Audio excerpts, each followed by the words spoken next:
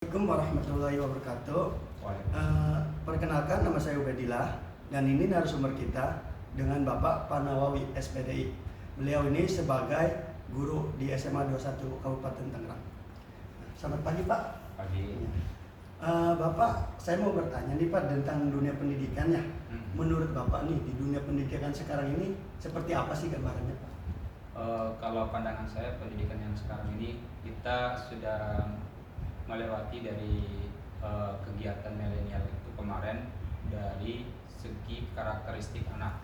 Nah sekarang anak setelah mendapatkan karakter, sekarang untuk mencoba memposisikan pendidikan itu lebih baik kepada minat dan bakat. Karena sekarang itu adanya Merdeka Belajar itu mereka menentukan bakat dan minatnya ada tersendirinya dalam kegiatan belajar mengajar nanti di dunia pendidikan dalam kurikulum Merdeka Belajar.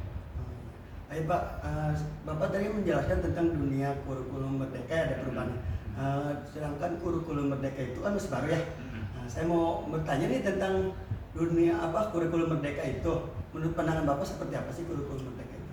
Sebenarnya kalau di guru itu mempermudah dalam administrasi karena sudah dibuatkan dari pusat, kita tinggal menerapkan saja dalam sistem pembelajarannya, karena memang nanti akan dibagi beberapa fase ya, terutama dalam kegiatan KBM-nya, terus ada di 1 jamnya untuk kegiatan bedah dalam semua dari unsur fase E itu dikelompokkan. Misalkan kalau saya itu ada di Penjas, Prakarya, TIK itu digabungkan nanti jadi satu, dibuat portofolio dan dijadikan satu acuan nanti bentuk kegiatan belajar disatukan dan membuat suatu wadah yang menguntungkan bagi siswa, terutama dia membuat proyek-proyek yang mungkin tadi kembali kepada karakteristik, terus tentang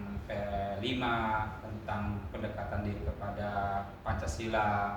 Nah, ada nggak terus karakteristik kepada religiusnya, ada tidak? Nanti di situ akan didapatkan. Menurut saya seperti itu perubahannya.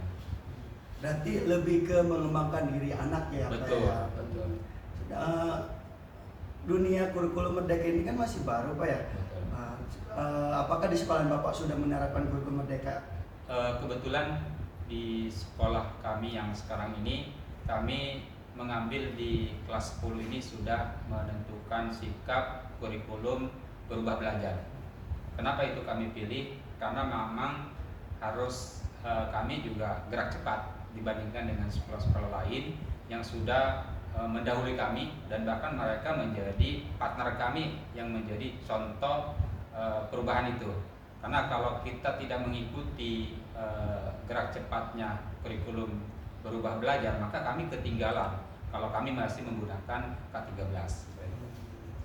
Berarti udah mulai diterapkan Pak ya di kelas 10. Betul, di tahun ini kita diterapkan. Mudah-mudahan ini sesuai dengan keinginan kita bersama dari wali murid, siswa, guru, dan masyarakat sekitar. Terus untuk menerapkan kurikulum Merdeka ini Pak, tantangannya seperti apa sih Pak? Yang tantangan kami ini setelah perubahan ini kan kelas 10 itu tidak ditentukan lagi ada jurusan IPA, jurusan IPS ya.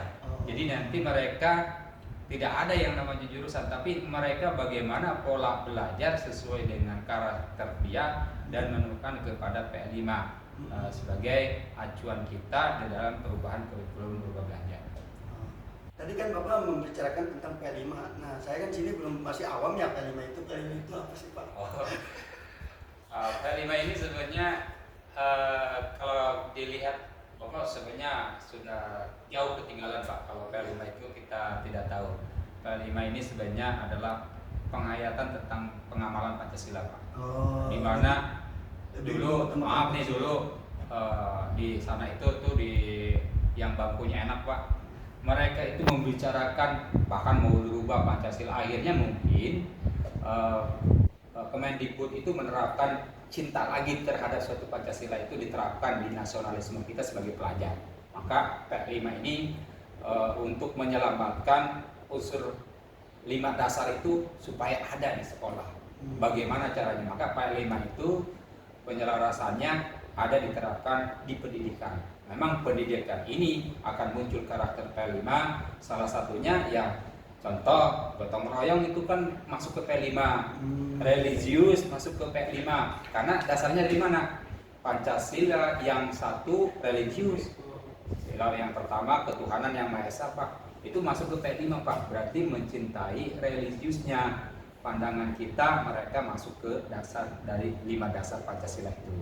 Nah, gotong royong ada di di sila keempat, kerakyatan dipimpin oleh hikmat kebijaksanaan dalam permusyawaratan perwakilan. Nah, itu masuk ke gotong royong, berarti mereka masuk ke P5. Kalau mereka suka tentang gotong royong, kerja bakti dan juga kerjasama satu tim, itu salah satu gotong royong itu masuk ke P5. Nah itu ya. Nah apalagi dalam persatuan dan kesatuan, mereka satu padu membantu secara kesosialan, itu masuk ke P5. Nah itu P5 ini ada di karakteristik dalam kurikulum yang baru ini. Maka insya Allah menguatkan mereka menjadi siswa yang nasionalisme, yang bisa menerapkan dirinya sebagai orang terdepan garda untuk menjadi terbaik di bangsa ini. Kayak gitu Pak. Berarti P5 ini lebih mengangkat ke Pancasilaannya. Bisa secara utuhnya seperti itu. Tapi juga kemajemukan kultural itu tidak bisa juga ditinggalkan, harus juga diterapkan. Karena memang Indonesia itu luar biasa. Dari Sabang sampai Merauke ini kita kan sampai budayanya, terus agamanya, terus adatnya juga masih ada, gitu tetap kita diterapkan. Karena di dalam Pancasila itu memang kita harus melihat seperti itu juga Pak. Oh ya Pak, saya udah cukup senang berbincang dengan Bapak ya. Terima kasih untuk waktunya, telah mengganggu aktivitas Bapak. Ya, untuk waktunya saya mengucapkan terima kasih Pak ya. Ya, siap Pak, makasih juga. Oke, terima kasih untuk teman-teman. Demikianlah perbincangan saya dengan narasumber saya yang bernama Bapak Nawawi SPDI. Beliau ini sebagai guru yang bekerja di 19 kabupaten.